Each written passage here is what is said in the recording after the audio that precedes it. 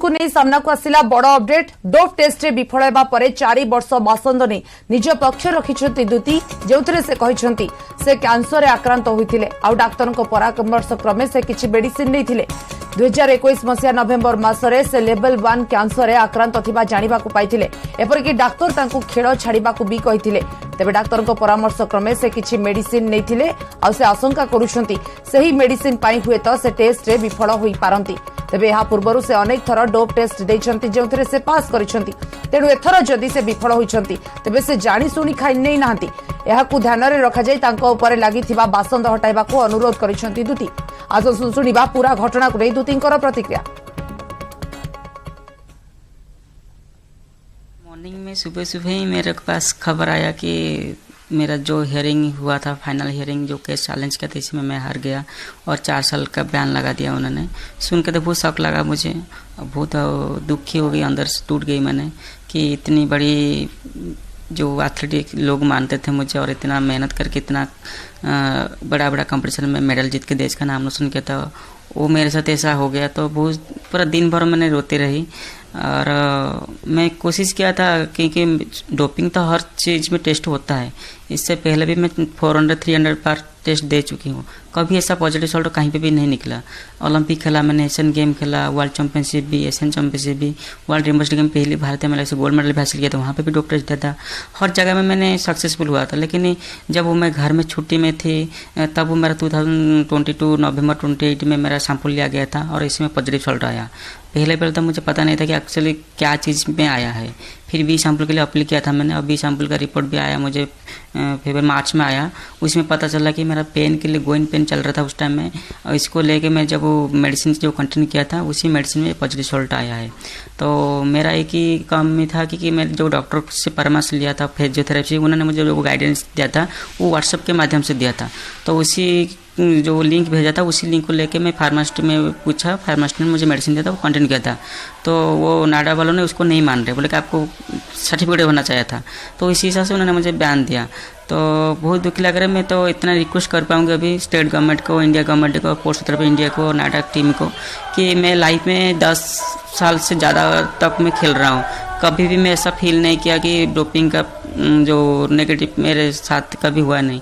तो मैं थे इस बार मुझे माफ़ किया जाए, मैं कभी गलती नहीं किया है। मैं कोई स्पोर्ट्स परफॉर्मेंस बढ़ाने का कोई इंटेंशन मेरा नहीं था, पेन के लिए रिलीज के लिए लिया था। आपको शायद पता होगा कि नहीं, मेरा लेवल 1 कैंसर भी अटैक हुआ था मुझे और मैं एमआरआई टेस्ट से लेके अल्ट्रासाउंड फुल बॉडी एमआरआई मैंने किम्स हॉस्पिटल में किया था। जो डॉक्टर है सुदीप सतपति, उन्होंने मुझे बताया था कि तुम्हारा लेवल 1 कैंसर अटैक हो रहा है, चाहे तुम स्पोर्ट्स करना है तो करो, नहीं तो छोड़ना है तो छोड़ो, नहीं तो रेस्ट करो। तो वो सुन के मुझे बहुत डर आ गया था अंदर में, मैं बहुत हरासमेंट भी हो गई थी। और ये जब वो मेडिसिन के लिए मुझे मैडम ने बोला कि ये मेडिसिन लेने से आपका पेन चला जाएगा और पेन जाने से आपका जो कैंसर अटैक हो वो भी कम ही हो जाएगा, तो इसलिए मैंने वो मेडिसिन लिया था। लेकिन इसी में डोपिंग था करके मुझे मालूम नहीं था, कि मैडम को भी पता ही नहीं था। मैडम जो बोला मैडम मुझे पूछा, मैंने सैंपल आने के बाद डोपिंग, मैडम डोपिंग क्यों आया मेरी मेडिसिन में? तो मैडम ने बोला मुझे तो पता नहीं था इसमें डोपिंग है करके, लेकिन तेरी पेन के लिए, तेरी भलाई के लिए दिया था, इसमें मेरा कोई गलती नहीं है। तो ऐसे उन्होंने बताया। तो ऐसे सब हुआ है मेरे साथ। तो यही रिक्वेस्ट कर पाऊँगी सबको, मुझे इसमें थोड़ा रिलैक्समेंट करेंगे तो नेक्स्ट कंपटीशन जो होने वाला है 24 ओलंपिक हो, आगे भी जो भी कंपटीशन हो, इसमें हिस्सा लेके देश का नाम रोशन कर पाऊँगी। केस तो मेरे वकील ने, जो पार्थो गौतम ने लड़ाई कर रहे, मतलब चैलेंज कर रहे, तो उन्होंने मुझे बताया कि अभी तो हम बहुत कोशिश किया था आपको रिलीव कराने के लिए, कम से कम इसी केस में तो 6 महीना या 1 साल का बयान ला के फिर रिलीज होना था। अच्छा, क्योंकि इंडिया में अभी तक किसी एथलीट को 4 साल का बयान नहीं लगाया गया, किसी को 1.5 साल, किसी को 2 साल, किसी को 6 महीना ऐसे लगा के, किसी को फ्री भी किया करा गया है वार्निंग दे के। तो मेरी लाइफ में तो कभी डोपिंग किया ही नहीं मैंने।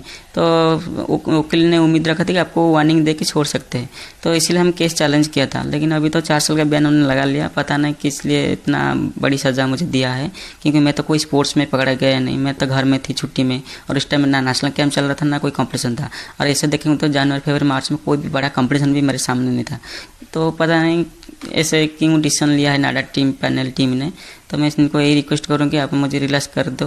और हमें वकील ने बोला कि 21 डेज तो दिया है, इसमें हम फिर केस रिफाइल करेंगे, जो चीज़ कमी है उनको जो ज़रूरत है हम कोशिश करें इसको पूरा करने के लिए। मैं तो वही रिक्वेस्ट कर रहा हूँ साई स्पोर्ट्स इंडिया को, नाडा टीम को, कि मुझे एक बार मुझे रिलैक्समेंट दिया जाए, क्योंकि मैं लाइफ में कभी भी डोपिंग किया नहीं।